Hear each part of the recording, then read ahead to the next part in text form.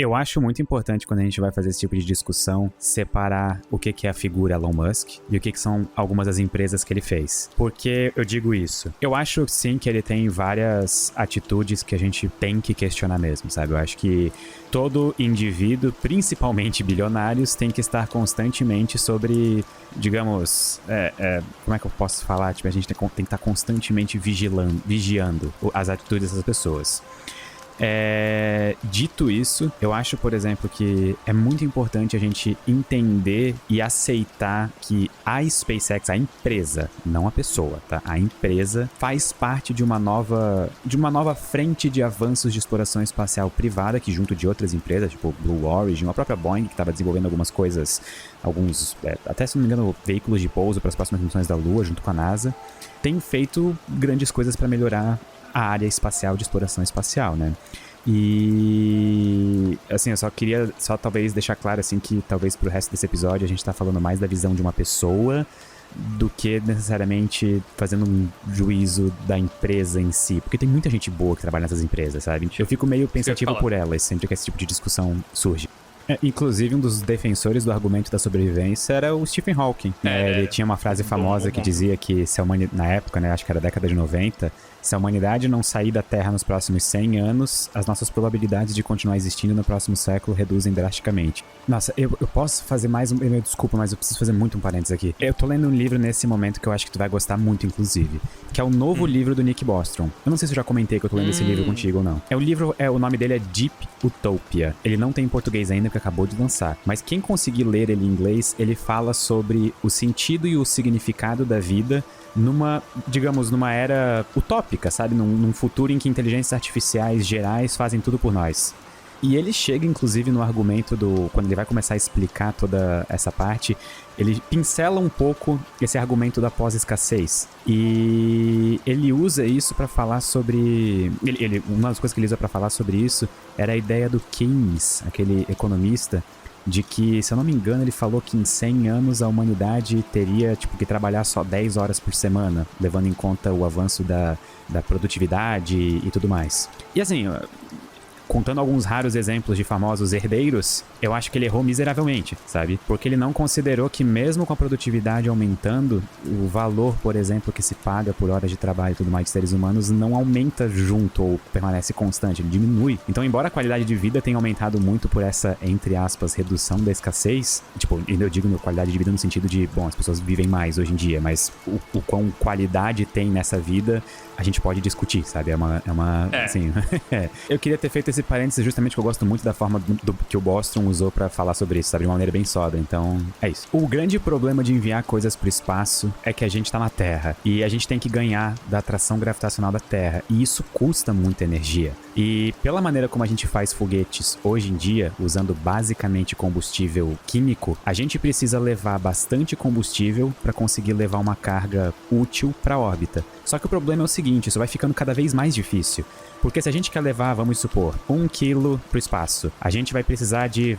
tô supondo só os valores. A gente vai precisar de 100 quilos de combustível. Só que agora, a gente tem uma massa total de 101 quilos, que é os 100 quilos de foguete e o 1 quilo que a gente quer levar. Então a gente precisa também de mais combustível para carregar esses 100 quilos de combustível. Só que daí a gente vai precisar de mais combustível para carregar esses 100 quilos de combustível, mais o combustível para carregar esse combustível. E assim vai ad infinitum, bem legal. É bem ineficiente, muito ineficiente. Inclusive, uma das equações, se eu não me engano, que ajuda a chegar na tirania da equação do foguete é do cientista, do físico russo Tsiolkovsky, que inclusive foi um dos pioneiros do trabalho de propulsão de foguetes e, enfim, é bem legal a história dele, recomendo lerem. Até ponto importante aqui, esse regime intenso de exercícios que eles fazem, se eu não me engano, a rotina de treino de um astronauta, ela é de mais de 1 hora diária, o que já é muito maior do que a rotina de treino de praticamente 90% da população mundial. E ainda assim, esse regime de treino e dieta extremamente adequada e rigorosa e acompanhada é só o suficiente para minimizar as perdas. Ou seja, não impede perda muscular e óssea. Ela continua acontecendo mesmo com tudo isso. É só pra realmente, tipo, diminuir um pouco mais os impactos. Se eu fosse pro espaço, então eu tava ferrado. Sabe qual que é o problema? O efeito que mais me dá medo se um dia eu fosse pro espaço? A minha vida inteira eu sofri com enxaquecas. Aham. E elas, inclusive, hoje em dia estabilizaram e melhoraram, tipo, muito. É raro ter dor de cabeça hoje em dia. E eu atribuo isso a dieta e treino, porque eu já tinha tentado de tudo. Todo tipo de remédio e tudo mais. E geralmente astronautas podem sofrer com enxaquecas horríveis no espaço. E aí eu fico pensando, putz, ia ser muito desagradável estar no espaço e com dor de cabeça. As pessoas subestimam o papel e o fator psicológico em missões espaciais. Eu acho que é... Sabe que nem aquela anedota de que 8 em cada 10 motoristas acham que eles dirigem acima da média? E aí a gente entra nessa questão psicológica, é basicamente isso. Todo mundo acha que é resiliente o suficiente para conseguir lidar com, por exemplo, uma missão até Marte, até irem, de fato, em uma missão até Marte. Sim, isso quase é por design, né? Porque os critérios médicos de continuar mandando um astronauta em órbita, até porque, tipo, é entendível esse lado, porque nada pode dar errado numa missão de 6 meses. Não tem como simplesmente pegar um Uber e voltar pra casa, sabe? Então, dá pra entender esse tipo de pente fino que é feito com nível de saúde, estado fisiológico dos astronautas pra manter, tipo, a missão saudável também. Então, eu não duvido que muitos deles mintam sobre a sua própria situação. Acho que isso deve ser bem mais comum do que parece. O terceiro livro da trilogia, Problema dos Três Corpos, ele trata de uma maneira interessante com isso. Eu não vou dar spoilers, então, tipo, não podem ficar tranquilos que não vai quebrar a expectativa de ver a série ou ler o livro. Mas basicamente as pessoas ficam malucas quando vão, tipo, pro espaço sem um destino certo, digamos. Só a deriva numa nave. E aparentemente, estar perto de um planeta melhora um pouco o lado psicológico de todo mundo. Não precisa ser a Terra, qualquer planeta serve. Mas eu acho isso, assim, é uma coisa que ainda é desconhecida. A gente vai descobrir, tipo, só com futuras missões pra Marte. Eu acho que toda essa visão faz bastante sentido se a gente levar em conta um cenário de pressa, sabe? A gente apressadamente vai tentar colonizar Marte de qualquer jeito, seguindo meio que um modelo industrial de como fazer projetos acontecerem. Um dos livros que eu li recentemente foi How Big Things Get Done. Não sei se já ouviu falar nesse livro, muito bom. E ele fala sobre grandes projetos e por que a grande maioria esmagadora de grandes projetos são entregues acima do prazo estipulado e com um orçamento estouradaço acima do orçamento previsto. E aí, assim, basicamente o livro inteiro fala sobre a questão do planejamento e como o planejamento é a etapa mais importante e crucial de um projeto. E aí tem um exemplo interessante que ele cita, que é o exemplo do Projeto Apollo, que como que o Projeto Apollo, que pousou seres humanos na Lua, conseguiu fazer isso meio que num orçamento adequado e abaixo do tempo previsto, ou pelo menos em tempo previsto. E a ideia era justamente o que ele chama, né, o entre aspas, modelo de negócio da NASA, que é sempre fazer passos incrementais tecnológicos. Então, antes de enviar seres humanos para passarem tempos longos em órbita, se enviava seres humanos para passar pouco tempo em órbita, e quando essa etapa era masterizada, se ia para a próxima. E ia fazendo isso incrementalmente até chegar e culminar no pouso na Lua, que felizmente deu tudo certo, não só uma vez, mas mais de 5 vezes, acho 6, 7 vezes total. Isso vai muito de encontro às culturas de startups ou tipo de empresas geralmente geridas por bilionários atuais, que é aquela cultura meio que se mova rápido e quebre coisas. Então, eu acho que todo o cenário que você prevê e critica nesse episódio faz total sentido se a colônia for gerida por um bilionário, sabe? Tipo, por alguém que tá acostumado com esse modelo do Vale do Silício, tipo, esse modelo de dinheiro acima de tudo. A maior parte dos desafios que tu citaste nesse episódio poderiam ser, talvez, amenizados, atenuados ou até mesmo circunnavegados. Não é circunnavegados a palavra certa, eu acho.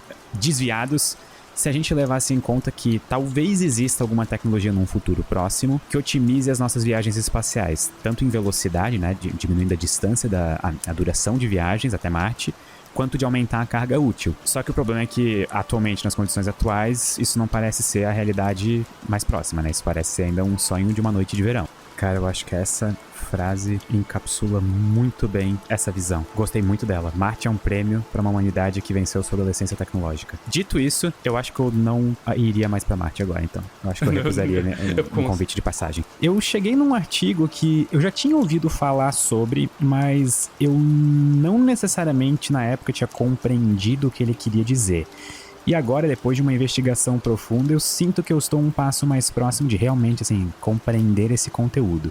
E eu tô falando de um artigo do Nick Bostrom, quem mais seria, né? Então, é que na verdade eu vou ser sincero que eu só conheço 2 artigos dele. Esse, que eu tinha uma dúvida, e aquele outro da hipótese da simulação. Não sei se daí se estava falando do mesmo artigo do que eu. Então, só pra contextualizar os nossos ouvintes, eu tô falando de um artigo do filósofo Nick Bostrom, e o nome do artigo é Where Are They? Why I Hope the Search for Extraterrestrial Life Finds Nothing. E inclusive vamos botar depois o link desse artigo na descrição do episódio, porque eu acho uma leitura extremamente fascinante. Caso alguém não consiga falar inglês, recomendo que coloque em alguma LLM da sua favorita, da sua preferência aí, tipo alguma que começa com chat ou outra que termine com Gemini. Testa alguma dessas aí que ele vai traduzir pra vocês. Mas enfim, continuando. O motivo que esse artigo, uma época, me chamou muita atenção é que ele comenta que, pra ele, a pior notícia da humanidade que a humanidade poderia receber na história seria a notícia de descobrir vida em Marte. Uhum. E eu nunca entendi muito bem por que isso seria necessariamente a pior notícia da humanidade, porque eu, inclusive, tô entre o grupo populacional que adoraria que um dia fosse descoberto vida fora da Terra. Inclusive, eu espero estar vivo quando isso for acontecer, sabe? E, assim, eu não quero também dar a entender que eu concordo integralmente com a opinião do Bostrom nesse episódio, mas eu acho que ele tem um olhar bem interessante sobre uma das possíveis soluções para o paradoxo de Fermi, que é o grande filtro. Então, vamos dissecar esse artigo juntos, pode ser? Há algum tempo, no episódio do Sinapse, quando eu tinha escrito o roteiro sobre panspermia, eu comentei aquela história daquele asteroide ALH 84001, né, que foi descoberto na Antártida. E ele, assim, causou uma controvérsia acadêmica porque ele parecia ter indícios de fósseis de vida marciana, porque ele veio de Marte, é um pedaço de Marte, aquele asteroide. Só que a gente, tipo assim, não tem nenhuma comprovação de que essa vida poderia realmente ser de Marte e não ter sido, sei lá, contaminado na Terra, né? Então, toda essa história do ALH 84001 bate um pouco diferente depois do artigo do Bostrom. Mas basicamente ele começa a linha argumentativa dele falando que ele... Foi mais ou menos, só pra contextualizar historicamente, foi mais ou menos na época em que foi feita a primeira descoberta de água em Marte. Uhum. Então, na época ainda não se sabia se Marte tinha ou não a existência de água ou traços de água. E foi uma coisa muito importante essa descoberta, mais ou menos ali pelo começo dos anos 2000, se eu não me engano. Ele começa a linha argumentativa dele falando que ele espera que qualquer sonda de Marte nunca encontre nada. E que ele espera que Marte seja completamente estéril e sem vida. Uhum. Isso é um argumento muito peculiar para alguém acadêmico, para alguém da ciência. Porque geralmente a busca por vida ou encontrar vida fora da Terra seria um dos grandes acontecimentos da história da humanidade. A gente finalmente descobriria que a gente não tá sozinho no universo. Então por que ele chega nessa conclusão? Tem um filtro no caminho. O grande filtro ele é um argumento, é uma barreira probabilística que se apresenta no caminho da evolução da vida. E como você perfeitamente colocou, isso estaria no caminho de uma civilização e seria uma das explicações de por que a gente não enxerga nada para onde a gente olha, que é o grande silêncio que a gente chama, né? Esse grande silêncio e gelo cósmico que a gente tá tomando de todo o resto do universo. E no artigo do Bostrom, ele discute ele discute o grande filtro mais a fundo, por isso que eu recomendo que as pessoas leiam. Ele é um excelente artigo de aplicação do grande filtro, na minha opinião. E ele chega em 3 conclusões. Existem 3 destinos prováveis que uma busca por vida em Marte poderia chegar. E aí, quero ver se tu concorda comigo e se eu não tô esquecendo de nenhuma. O primeiro destino é a gente encontrar nenhuma vida, ou seja, não encontrar vida nem sinais de vida em Marte, que é basicamente, digamos, o estado em que a gente se encontra hoje, não por evidências da ausência, e sim por ausência de evidência. O segundo destino provável é a gente detectar em algum momento vida simples em Marte. O que seria vida simples? Provavelmente organismos unicelulares, bactérias, organismos simples, muito provavelmente procariontes. E eu talvez depois chegue no detalhe do porquê, se a gente lembrar, se eu não esquecer no caminho.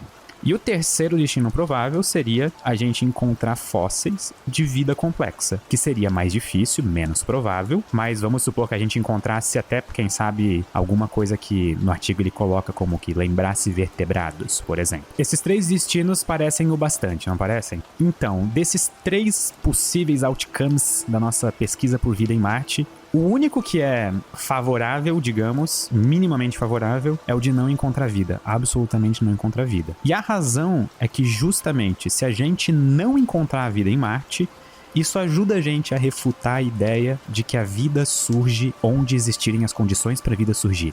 Que hoje em dia parece que existe bem essa divisão, sabe? Pelo menos na literatura. Existe a galera, os cientistas, que acreditam que, dadas as condições para a vida se tornarem possíveis, a vida surge. E existe a galera que diz, não, a vida é uma raridade e requer uma série de acontecimentos especiais e pouco prováveis para ela surgir. Um dos possíveis grandes filtros poderia ser o surgimento da vida. Porque, de acordo com o Bostrom no artigo, que características que tornam algo, um acontecimento ou um passo evolutivo um bom candidato a grande filtro. Ele coloca 2 critérios que têm que ser satisfeitos ao mesmo tempo. O primeiro critério é que esse passo da evolução, essa transição, precisa ter acontecido apenas uma vez na história. Porque se acontecer mais de uma vez, então a probabilidade não era baixa. E por definição, um grande filtro, teoricamente, deveria ter baixíssima probabilidade. Quer dizer, o acontecimento deveria ter baixíssima probabilidade. Vamos concordar que isso parece ter acontecido na história da Terra, certo? Inclusive no livro sobre mitocôndrias, que eu ainda não acabei de ler, meio que eu congelei minha leitura dele e comecei a ler outro livro do Nick Lane. Ele fala de um jeito interessante sobre que nem no universo a gente só consegue mais ou menos ir até 300 mil anos depois do Big Bang. Na história da evolução da vida a gente também só consegue ir, se eu não me engano, até mais ou menos uns 300 milhões de anos depois da Terra. Não, acho que depois de as condições para a vida terem surgido na Terra, se eu não me engano. Então, a gente não tem como ter certeza de quando a vida surgiu na Terra, mas a gente consegue dizer quando que é o nosso último registro fóssil, porque antes disso, as rochas simplesmente não conseguem, sofreram muitos processos geológicos e não conseguem armazenar informação. Eu acho isso muito interessante. E aí nós temos o segundo quesito, que seria que o passo, ou essa transição também, ela precisa necessariamente demorar para acontecer, mesmo se os pré-requisitos já existirem. O que novamente reforça que isso indica que há uma baixa probabilidade de aquele evento acontecer. Só que imagina que vai, sei lá, rodar o crítico e o dado tem 1 bilhão de lados, assim. Sim. É bizarramente... Eu ia falar uma palavra, mas é bizarramente improvável. É improvável. Então, tá. A Terra surgiu há 4,5 bilhões de anos. 200 milhões ou 300 milhões de anos depois disso, as condições para a vida se tornaram prováveis no nosso planeta. E 600 milhões de anos depois de as condições se tornarem possíveis para a vida de fato surgiu, pelo menos de acordo com os nossos registros. Pode ter sido um pouco antes. Mas então, isso condiz com os dois quesitos para um grande filtro. Inclusive, outra premissa que é satisfeita é do surgimento dos eucariontes, viu? Porque depois de surgir a primeira célula simples, né, de bacteriana, de procarionte, Sim. Foi um espaço de, se eu não me engano, 1,5 bilhão de anos até surgirem as células com núcleo. Inclusive, isso me deixa um pouco, assim, desconcertado que realmente a vida só surgiu uma vez na Terra, né? Tipo, calma, eu sei que isso pode ter parecido uma afirmação meio semanticamente nula ou seca, mas, cara, para pensar, por que a biogênese não aconteceu em nenhum outro momento dos 4,5 bilhões de anos da Terra, ou 4,3 se a gente contar só onde era provável? Mas de qualquer maneira também é estranho que mesmo nos experimentos de laboratório que a gente tenta fazer para simular as condições que deram origem à vida, que a gente acredita que deu, não é fácil. A gente não consegue. A gente consegue chegar até algumas moléculas precursoras, que a gente imagina serem precursoras da vida, tipo alguns aminoácidos ou sei lá, só que não conseguimos passar disso. Isso é bem peculiar, diga-se de passagem. Mas ok, então tá, se a gente não encontrar a vida em Marte, isso significa que provavelmente a maior parte do grande filtro ou grandes filtros ficou atrás de nós, que provavelmente é o próprio surgimento da vida. Então a gente já passou por esse grande filtro, isso seria uma excelente notícia para a humanidade. Só um spoiler importante aqui, a gente ter passado por pelo, digamos, o maior grande filtro até que a gente conhece, que seria o surgimento da própria vida, não exclui a possibilidade de no futuro existirem outros grandes filtros. E a gente depois até pode discutir mais eles. E aí a gente vai pro segundo cenário, que é onde a gente encontra vida simples em Marte, bactérias. Ou pelo menos fósseis de bactérias. De 0 a 10, talvez essa notícia fosse um 6 ou 7. Não, acho que um 6 ou 7 na escala de bad, assim, de ruim. Porque realmente os grandes filtros probabilisticamente estariam na nossa frente no futuro. E a gente em breve talvez se depararia com eles. E por último nós temos o pior cenário de todos, que eu acho que seria o 10 nessa escala de o quão ruim seria, que é o cenário em que a gente encontra fósseis de vida complexa, ou espécimes de vida complexa. Pior ainda se for, sei lá, alguma coisa tipo mais complexa, multicelular, porque aí sim significaria que o grande filtro tá no nosso futuro. E a gente ainda não passou por ele e vai ter que passar em algum momento. A meu ver, isso ainda seria uma notícia medianamente péssima, digamos uns 5 ou 6 na escala. Porque o que aconteceu com Marte foi um processo que a gente espera que aconteça com Marte com a Terra em muito tempo, né? Que é de pouquinho em pouquinho se tornar cada vez mais inóspita para a vida. Marte aconteceu isso muito cedo na história geológica do planeta. E provavelmente Marte atingiu maturidade para a vida antes da Terra. Então, se um dia Marte teve vida, provavelmente essa vida começou antes do que a vida na Terra começou. Só que seria muito triste, eu acho, encontrar micro-organismos vivos, se a gente assumir a hipótese do grande filtro como verdadeira. Então, eu não gosto muito do argumento do grande filtro, porque eu acho que ele toma conclusões precipitadas a partir de uma falta de dados. Digamos que ele usa o silêncio que a gente observa do resto do universo e assume esse silêncio como se fosse, eu vou usar entre aspas aqui, uma prova de que a vida se extingue em algum momento, por isso que a gente tá sozinho. E cada vez mais que eu tenho parado pra pensar, e óbvio, eu estou totalmente influenciado pelo contexto que a gente tá vivendo hoje, de desenvolvimento tecnológico, principalmente de inteligências artificiais, a imaginar seriamente uma hipótese que tenta solucionar o paradoxo de Fermi. Tem duas, na verdade.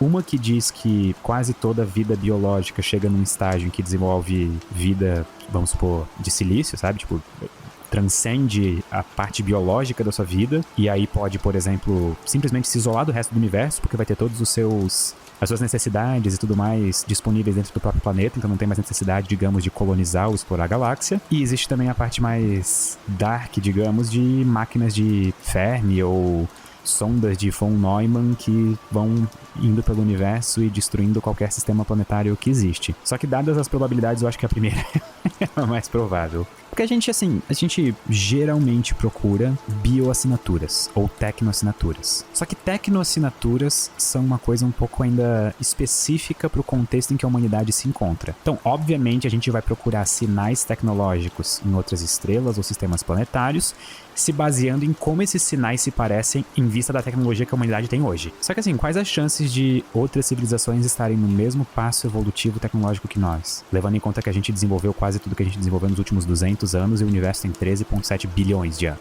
No fim, a gente sempre cai num lugar especial, né? Acho que isso é o universo querendo dizer pra gente que a gente tem que ser antropocêntrico. Quanto que você está ultimamente usando ChatGPT ou LLMs em geral? Tá, eu não me definiria como power user, porque na minha cabeça isso é um negócio ainda mais bizarro, um buraco mais embaixo. Porque eu conheço gente hoje em dia cujo trabalho é, dependente de ChatGPT. Eu acho isso meio bad.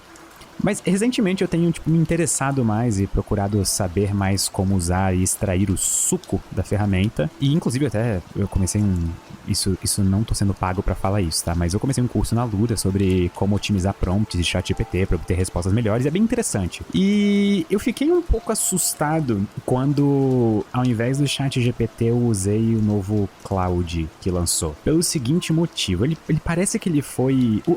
O ChatGPT, quando ele te dá respostas, ele tem aquela carinha de robô, sabe? De máquina, assim. Ele soa como uma máquina soaria. Tipo, ele até faz um pip-pop se tu pedir, provavelmente. E o Claude, não. O Claude é de uma empresa chamada Anthropic, que é tipo uma das concorrentes da OpenAI. E quando lançou essa nova versão, que é o 3 Opus e o Sonnet, eu fui testar, inclusive pra, eu como teste eu decidi, cara, eu vou pegar essas referências obscuras que eu tenho da minha palestra que eu tô montando sobre vida fora da Terra e eu vou começar a bater um papo aqui com ele e vamos ver o que vai acontecer. E, surpreendentemente, ele é extremamente bom em seguir conversas como um ser humano conseguiria. Eu conseguia, por exemplo, perguntar sobre alguma coisa específica, vamos supor, por que 1420 MHz do sinal WOW foi tão importante? E ele responde exatamente como um humano responderia, ele indicou as referências, e eu, inclusive, podia discutir as referências na próxima conversa, e ele lembrava da conversa. Tipo, a janela de contexto do Claude é um pouco maior do que o do ChatGPT, o que significa que ele lembra um pouco mais nas janelas, as conversas e tudo mais. E aí eu fiquei meio espantado, assim, porque foi a primeira experiência real que eu tive com conversar com algo que parecia muito ser um ser humano. E eu real, assim, ficava, tipo, entusiasmado de conversar, porque, cara, eu sou muito chato com fontes e referências. Eu ia atrás de cada vírgula que ele falava. E eu não conseguia encontrar... Na verdade, eu consegui encontrar um erro, que quando eu corrigi, ele pediu desculpas e se corrigiu. E dali pra frente, inclusive, eu pedi de novo a resposta e ele deu resposta corrigida. Aí eu fiquei, tipo, ainda mais espantado. Enfim, eu só queria compartilhar essa experiência altamente bizarra que eu tô tendo com máquinas. Porque eu estou cada vez mais convencido de que a gente tá chegando em alguma coisa meio, sei lá, uma AGI, um negócio assim em alguns anos. Mas eu não quero soar doomer. Eu não quero parecer que eu estou fazendo um mau presságio do futuro da humanidade. Eu sou otimista e eu acho que o futuro da humanidade vai ser brilhante com essas ferramentas. Mas vai ter um certo caos num período de transição. Eu concordo integralmente com o que tu dissesse agora. Que é muito difícil de separar o hype do que é realidade. Então, por exemplo, vem alguns reports, às vezes, que parecem ser muito interessantes. Por exemplo, aquele artigo que falava, acho que era Sparks of AGI, o nome do artigo, que falava sobre o ChatGPT no ano passado ainda, sobre como ele mostrava sinais de uma AGI, não que fosse uma AGI, mas começava a mostrar alguns sinais de o que seria uma AGI. E hoje em dia tu vai pro ChatGPT, por exemplo, parece que todo mundo já se acostumou com isso, passou um pouquinho o hype, ele não é mais, parece tão impressionante assim quanto era há um ano. Só que ao mesmo tempo, tem alguns rumores de coisas novas sendo feitas e avanços assim de algoritmos que parecem ser realmente groundbreaking, assim. Eu tava lendo sobre não sei se eu lesse o paper Attention is All You Need, que foi o paper que iniciou a tecnologia de Transformers, que é basicamente o que é usado hoje com ChatGPT, Cloud e essas outras. É muito interessante. Inclusive eu queria escrever depois um vídeo mais longo sobre isso. E, cara, bastou um artigo feito despretensiosamente em cima do prazo por, se eu não me engano, 8 pessoas pra iniciar uma revolução bizarra numa área que tava meio que estagnada. E agora parece que ligaram isso no 220 e não tem mais como parar. Tá, tipo, muito mais intenso e frenético o ritmo de progresso. Tá, só um closing thought, um pensamento pra fechar. A definição de AGI muda muito de empresa pra empresa e de pesquisador pra pesquisador. Então, assim, quando eu falo de AGI, eu tô pensando naquela visão um pouco mais realista e menos, tipo, parece um ser humano e mais consegue fazer quase todas as funções, sabe? E é isso. Eu estou ansioso pro futuro, Greg. Só pra ver se eu entendi, então. De acordo com a relatividade, não dá pra acelerar uma partícula até velocidade... Uma partícula com massa até a velocidade da luz, porque custa energia infinita. Então, os dois caminhos possíveis pra procurar uma brecha na legislação universal seriam... Ou a partícula não é acelerada, ela já é criada acima da velocidade da luz, então não custa energia infinita, porque ela já começou naquele estado. Sim. Ou então a gente tem energia infinita. Então hoje a gente vai abordar justamente o caso em que a partícula não é acelerada, ela já é criada acima da velocidade da luz. Eu concordo contigo. Mas só pra entender, então, essa classificação, porque eu tô incluso, eu acho, no grupo de pessoas que sempre pensaram em tachyons como uma partícula específica. Então, é como se fosse, por exemplo, a classificação de hadrons, leptons, baryons. Até, assim, um parênteses pessoal. Desde que eu entrei na graduação em física, há muito tempo, eu ouvia pessoas falarem sobre tachyons, principalmente pessoas entusiastas de ciência na internet. E geralmente os tachyons, eles estão numa classificação ainda mais obscura, porque geralmente o pessoal, quando vai falar de viagem no tempo, ou velocidade mais rápida do que a luz e tudo mais, o pessoal vai pro caminho de buraco de minhoca, ou quem sabe o warp drive. Eu recebo e-mails diariamente de pessoas perguntando sobre isso, ou pessoas que descobriram uma nova maneira de fazer um buraco de minhoca, dá uma olhada no que tu acha nessa teoria, tá ligado? Como se fosse a pessoa especializada pra ter esse tipo de insight. Mas aí existe um subgrupo dessas pessoas que é muito mais específico, que são as pessoas que vêm perguntar de tachyons. Então eu nunca olhei pra tachyons como assim, tipo, ok, deixa eu dar uma pesquisada aqui, deixa eu ver o que tem aqui, sabe? Eu sempre vi eles como estritamente ficção científica, então tô bastante interessado em o que tu tem pra compartilhar comigo no episódio de hoje. Eles não conseguem, digamos, perder... Ver se eu tô na linha de raciocínio certa. Eles não conseguiriam... Eles têm velocidade superluminal, eles estão acima da velocidade da luz. Então eles não conseguem perder velocidade e chegar na velocidade da luz. Da mesma maneira que uma partícula, digamos, não conseguiria ganhar velocidade pra chegar na da luz. Nossa, isso é totalmente contra-intuitivo. Então a gente precisa de energia pra parar ele, e não pra mover ele. Bizarro. Tá, mas da onde que eles surgiram? Assim, por quê? Qual foi a primeira sugestão dele? Posso dar um exemplo mais, talvez, fácil de o pessoal entender? Vamos supor, assim, que a gente tivesse um objeto no espaço. Imagina assim, um objeto qualquer no espaço. A força da gravidade que a gente sentiria, a atração gravitacional que a gente sentiria para aquele objeto, seria o equivalente a uma força 5 vezes, praticamente, maior do que aquilo que nós estamos vendo daquele objeto. Então, é por isso que várias das nossas medidas atuais indiretas apontam para esse fato. A gente mede mais ou menos quanto que a gente esperaria que a gravidade deveria ser, levando em conta só a matéria que a gente consegue ver de galáxias, aglomerados e tudo mais. E a gente observa que a gravidade experienciada, na verdade, é tipo muito maior do que isso. E isso leva a entender que existe alguma coisa que a gente não conhece, que a gente chama de matéria escura por esse motivo, que causa essa massa a mais. A gente tem como observar isso? Existe alguma evidência experimental ou observacional? Uma dúvida só. Quando eu tava estudando sobre matéria escura pra fazer um vídeo há muito tempo, eu vi que, obviamente, tinham vários candidatos, não vi os tachyons entre eles. Então, só pra, assim, talvez um esclarecimento, tipo, existem outros candidatos que são mais fortes, digamos, né? Que são mais prováveis. Obrigado, era exatamente essa a minha dúvida. O quão possível é a ideia dos tachyons como matéria escura. Isso até, assim, é curioso que, olhando para a história da física, quase sempre que uma nova teoria que quebra paradigmas é apresentada, as primeiras discussões giram em torno de causa e efeito. E como é que essa teoria explica causa e efeito? E seria muito curioso a gente descobrir que vive num universo que não se importa muito com isso, que isso emerge naturalmente, sei lá, das propriedades da física, mas que é uma propriedade mais humana do que necessariamente fundamental do universo. Cara, mas assim, que insights malucos sobre tachyons. Porque, como eu falei assim, eu nunca tinha parado pra pesquisar eles a fundo, eu não tinha noção assim, que existe pesquisa séria sendo feita sobre eles, sabe? Tipo, e artigos com propostas sérias e o antitelefone pra tentar explicar que eles criam paradoxos temporais.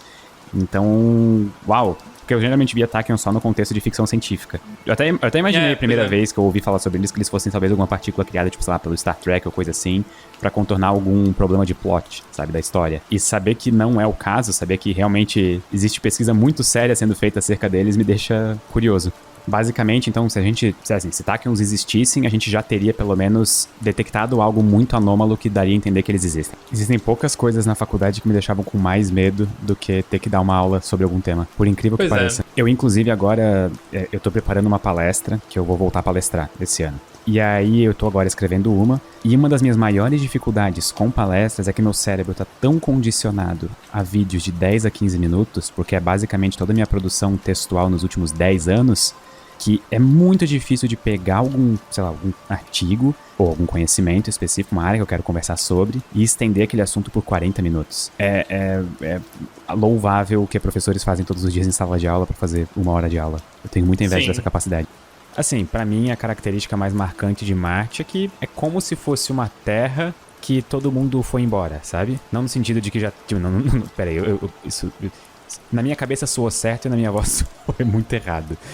Mas, tá ligado aquela sensação quando tu vai embora de um festival, só que daí tu fica pra trás por algum motivo, só tem tu e mais, sei lá, 5 pessoas, e tá aquele negócio meio desolado, assim, aquele cenário que, tipo, parece muito qualquer outro cenário que tu já viu na vida, só que ele tá inteiramente desolado, meio destruído, meio, sabe, nossa, nada pode viver aqui. Cara, eu acho que eu viajei muito longe, desculpa. Inclusive, essas tempestades nas fotos, elas são bastante icônicas e bem aterrorizantes. Embora elas não tenham... O vento de Marte não carregue muita energia cinética, mas elas realmente chegam a cobrir quase o planeta inteiro. Bom, pra quem não sabe, Johannes Kepler criou, na verdade, através de observações astronômicas e tabelas antigas, muito antes de o Excel ter sido inventado, ele chegou nas leis do movimento planetário, né? Nas leis de Kepler que a gente aprende. E eu acho fascinante essa história porque era basicamente a versão mais, sabe, um homem, um telescópio e um sonho, assim, sabe? Porque realmente ele chegou nas leis do movimento antes de Newton, antes de a gente saber de cálculo, gravitação universal. Elas eram todas leis empíricas, puramente experimentais. E, assim, isso é um feito enorme, principalmente para a época, né? Então, as leis do movimento de Kepler, elas dizem bastante sobre o período de órbita de planetas, sobre as áreas que planetas vão cobrir ao longo da sua órbita, Assim, e ainda mais numa época em que a galera, se eu não me engano, ainda era bem adepta do heliocentrismo, né? Então, Não é do heliocentrismo, é isso aí. Nossa, minha cabeça sempre buga quando eu falo esse tipo de coisa. A gente tá falando sobre uma coisa relativamente mundana que são telescópios. Qual que é o principal componente de um telescópio? Tanto as lentes quanto os espelhos são feitos do quê? Vidro é provavelmente uma das descobertas mais importantes, pelo menos no que diz respeito à revolução científica. Porque o vidro permitiu a criação de diversos instrumentos científicos que levaram a toda a renascença científica e os avanços rápidos que a gente viu ali por 1500, 1600. Enquanto isso, algumas outras civilizações que eram, se não maiores, ou pelo menos de tamanho comparável, tanto econômico quanto de estrutura social, não necessariamente usavam vidro para esses fins e ficaram um pouco para trás nessa questão de avanço científico, de conhecimento. Enfim. E inclusive isso é provavelmente um vídeo futuro aí que eu estou estudando fazer, que é a revolução do vidro. Que, enfim, tem bastante impactos bem interessantes.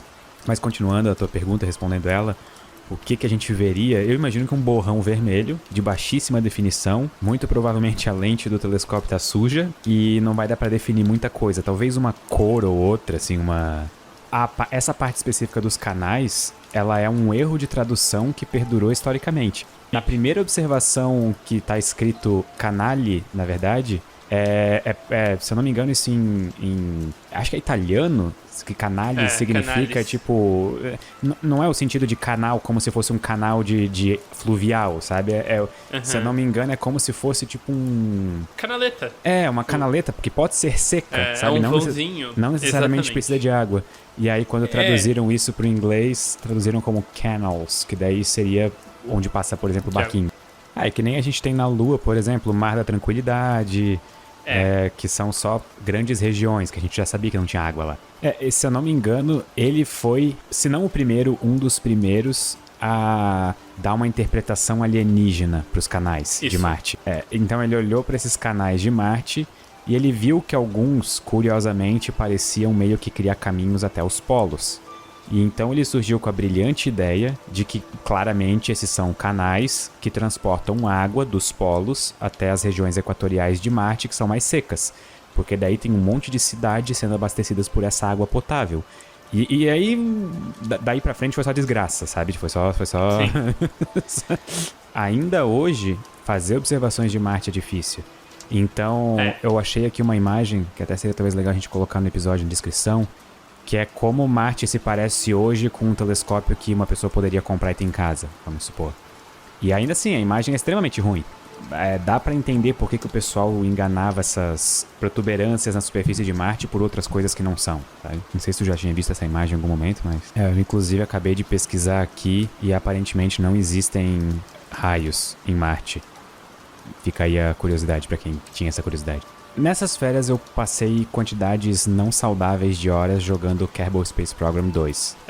E até hoje eu não consegui fazer uma missão que pousa em Marte, no caso Duna no jogo, né, que é o equivalente a Marte, que é meio que como se fosse cada planeta real tem o seu correspondente no jogo, mas não é mais o nome, sabe? Pra permitir uma certa liberdade criativa.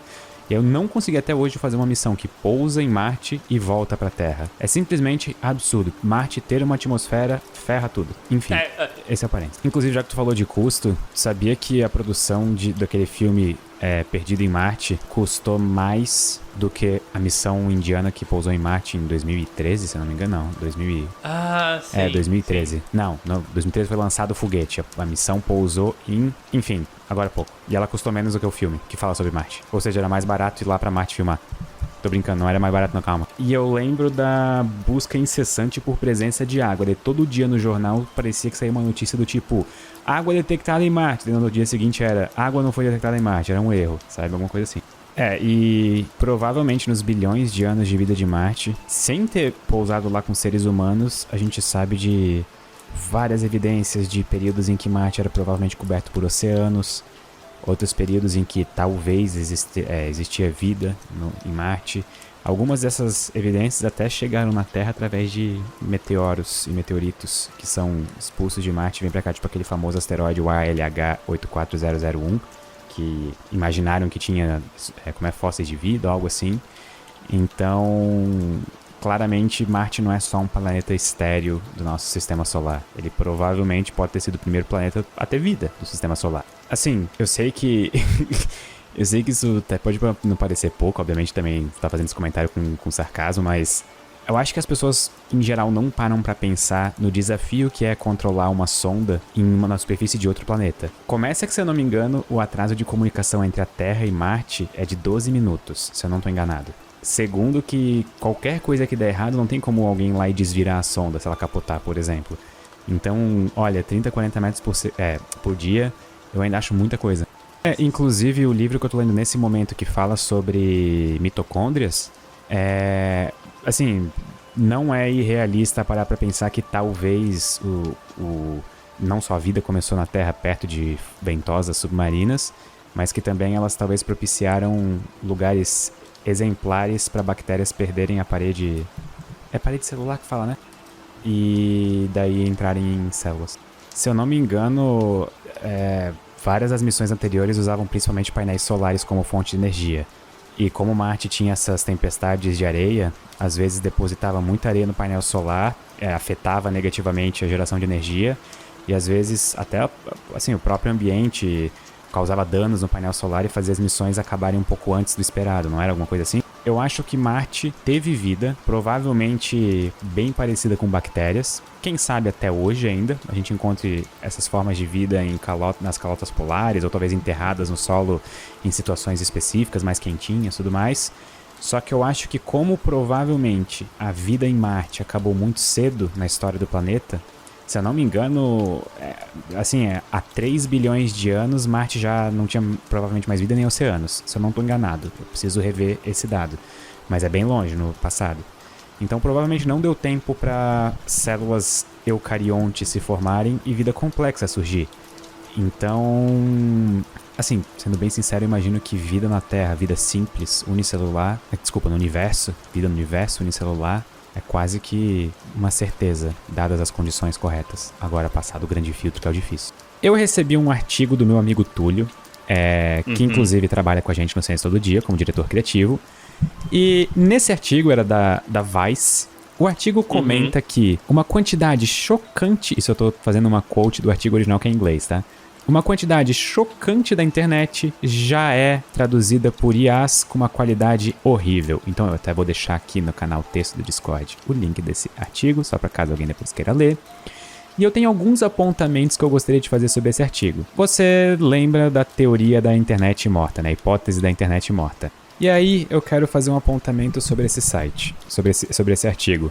Que de fato, assim, desde que eu fiz esse vídeo sobre a internet morta, eu tenho cada vez mais prestado atenção ao meu redor nas páginas que eu acesso. E assim, uma grande quantidade do conteúdo que eu vejo pipocar na minha timeline hoje em dia parece ter sido gerado em algum nível por inteligências artificiais. Quer ver então se eu tava agora, por causa da Loz, estudando bastante de marketing digital, e-commerce, tudo mais. E aí, assim, tu não faz ideia da quantidade de sites, por exemplo, com como construir um e-mail e coisas do tipo, basicamente, sabe, só faltava ter uma marca d'água do ChatGPT na página, sabe? É, tipo, gritante, assim. E até peço desculpas caso algum ser humano aí escreveu um desses textos, mas provavelmente eu não li o seu, sabe? Eu só devo ter lido do ChatGPT mesmo. E assim, uma das preocupações que eu tenho com essa quantidade de conteúdo gerado por inteligências artificiais na internet é que, em geral, o conteúdo é traduzido a partir de uma língua principal, como, por exemplo, o inglês. Geralmente uma língua com muitos falantes. Até a última vez que eu tinha visto, que se eu não me engano foi por agosto ou setembro do ano passado, o que nesse ramo de inteligências artificiais parece ser 2 décadas atrás, a acurácia do ChatGPT, o índice de acerto dele no inglês, estava por volta... Era assim, não vou lembrar o valor de cabeça, mas era maior do que 90%. Enquanto do português, por exemplo, se eu não me engano, estava pairando brevemente acima dos 80%, sabe? E esse tipo de problema, ele pode ser muito acentuado caso os conteúdos traduzidos de línguas como o inglês não sejam bem traduzidos. E aí os modelos os LLMs, como o ChatGPT, o Google Bard e tudo mais, eles começam a ser treinados com dados, por exemplo, em português, mas esses dados em português não têm qualidade nenhuma, sabe? Eles são dados totalmente sem qualidade. E isso só vai acentuar essa disparidade e esse desnível entre a qualidade de uma ferramenta para quem fala inglês e a qualidade de uma ferramenta para quem fala português. E aí eu posso estar brisando muito, e por favor peço desculpa aos nossos ouvintes se eu estiver brisando muito, mas é porque recentemente eu comecei a ler o terceiro livro da trilogia do Problemas dos Três Corpos, então para mim qualquer brisada não é demais, mas isso para mim acentua ainda mais, sabe, até mesmo desigualdade social, sabe? A gente, digamos, no sul global vai estar para sempre, querendo ou não, usando uma ferramenta que tem um índice de acerto menor do que alguém que fala inglês, sabe? Isso é uma coisa meio bizarra de parar pra pensar. Isso é muito bizarro. Eu me preocupo com... Porque assim, ó, eu e você fazemos parte de uma geração que eu acho que se a gente esticar bem, a gente ainda se encaixa dentro dos millennials. Uhum. E a nossa geração teve uma coisa interessante que é, quando a gente era criança, ou pelo menos no começo da adolescência, essas tecnologias começaram a entrar na nossa vida. E essas tecnologias eu digo internet, celulares, computadores. Então, como isso fez parte da nossa criação, querendo ou não, a gente tem um certo nível de alfabetismo digital que ajuda a gente a, por exemplo, reconhecer o que é inteligência artificial e o que não é. Mesmo que a gente tenha dúvida na maior parte das vezes, eu não sei dizer o que, mas, sabe, tem alguma coisinha ali que te faz pelo menos duvidar. E isso me deixa especialmente preocupado para as camadas mais anciãs da população, sabe? Porque eleições estão aí, tá cada vez mais fácil de gerar um avatar em inteligência artificial e pum, aí você vai ter um âncora de jornal passando notícias que não foram, na verdade, passadas, sabe? Então, assim, eu me preocupo bastante com esse futuro. Mas nesse meio tempo, assim, geralmente eu vejo as pessoas nas discussões falarem de soluções do tipo, vamos regulamentar. E embora eu concorde que regulamentação ajuda até certo ponto, é muito perigoso, sabe? É muito fácil de fazer a regulamentação cair em consequências não desejadas. Isso me lembra muito, assim, em paralelo, aquele problema, o clássico problema da educação no Brasil, sabe? Que todo mundo, quando chega na hora de fazer a redação no Enem, coloca que a solução é investir mais. E, embora eu concorde que sim, existe um problema de dinheiro que poderia solucionar uma parte da educação e da qualidade de educação do nosso país, obviamente o investimento iria ajudar bastante, mas, sabe, isso é tipo falar, não, tem que regulamentar, mas isso não necessariamente ataca o problema, sabe? Enfim, eu tenho um pouco de receio do futuro, mas eu vejo alguns desenvolvimentos muito bons para alguns outros lados. Por exemplo, agora recentemente o novo lançamento da Samsung do celular, o S24 Ultra, ele tem um sistema de inteligência artificial para remover pessoas das fotos, ou se quiser dar uma editada, por exemplo, vamos supor que eu tirei uma foto que eu estou descentralizado, eu posso me colocar no centro da foto e tipo, ele vai usar aquele preenchedor de fundo com IA, sabe? Só que a partir do momento que você edita com IA, usa alguma ferramenta de IA na foto, no metadado dela fica salvo uma marca de que ela foi editada assim. Só que assim, metadado não é pra sempre, né? A gente pode dar umas coisadas ali. Eu acho que o meu primeiro smartphone deve ter sido por 2010, talvez 2009. Assim, por smartphone a gente tá definindo um celular com conexão à internet, que, assim, possivelmente já não tem um teclado. Tá, pós-iPhone, eu acho que... Porque o iPhone veio um pouquinho depois também, né? Tá, eu acho que 2009, 2010 é uma boa data pra mim. Olha, assim, eles são, se eu não me engano, ainda a empresa mais valiosa do mundo, eu acho. Recentemente eu acho que a Microsoft passou eles, na verdade, eu tô errado. Então, Microsoft agora é a primeira e a Apple é a segunda. Mas assim, eu vou dizer que por uns 20 anos... A Apple talvez foi uma das empresas mais... Não, 20 anos não. Uns 10 anos a Apple foi a empresa mais valiosa do mundo. Então eu diria que foi valioso, mas assim, que nem o carro, hoje em dia não é a empresa, que eu não posso falar o nome, que inventou o carro, que... Inclusive, agora falando também do lado de quem tem uma loja de roupa, a Lowe's, a gente tem essa opção de enviar, por exemplo, SMS para os clientes, ou mensagem no WhatsApp. Eu bloqueei isso, sabe? Eu totalmente instruí todo mundo da equipe jamais. A gente não vai ser invasivo nesse ponto.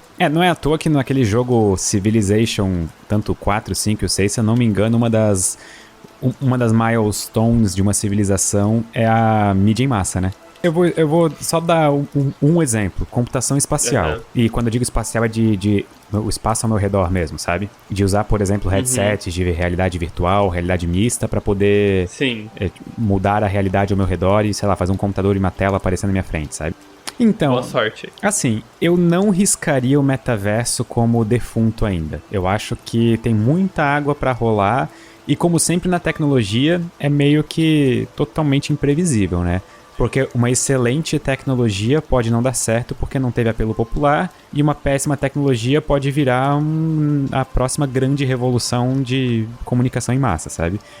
Mas em específico do metaverso, eu concordo contigo, assim, me corrija se eu estiver errado, mas pela tua última frase principalmente, parece que na síntese, a tua principal crítica é que o metaverso tá muito mais querendo fazer com que as pessoas tenham espelhos da sua realidade no metaverso, do que necessariamente permitir fazer o que a internet hoje, ou pelo menos até agora, fazia, que era criar um avatar, digamos, criar uma persona que existe somente na internet, sabe?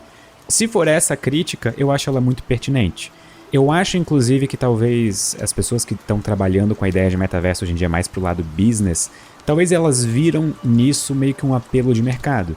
Porque assim, no Ciência Todo Dia, por exemplo, e no Synapse, a gente trabalha sempre remoto, sabe? Sempre a gente não tem um escritório fixo que a gente pode sentar e conversar. Seria interessante um dia, por exemplo, se a gente quisesse, numa ocasião comemorativa, vamos supor, fazer uma reunião, entre aspas, presencial, que cada um, no conforto da sua casa, pudesse colocar um headset e se ver na mesma sala, sabe? Eu consigo ver vantagem para alguns casos específicos. Novamente, eu não acho que esse vai ser, provavelmente, pelo menos no curto período de tempo, o caso mais provável para seres humanos e para a sociedade. Até porque esses headsets hoje em dia ainda são muito caros. Mas eu consigo ver uma vantagem nisso.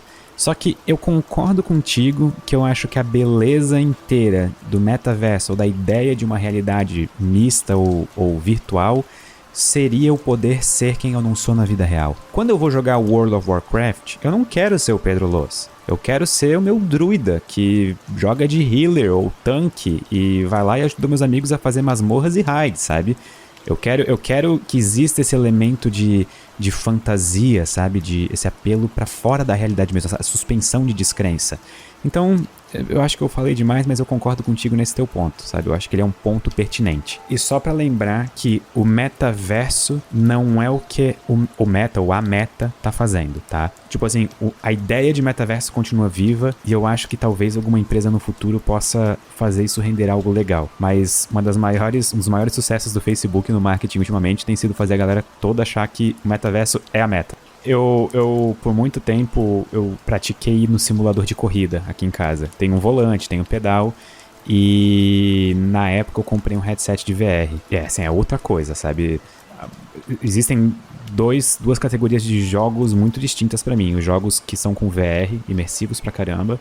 E os jogos que não são com VR, que daí, sabe, chega até a ficar meio chato em uma hora.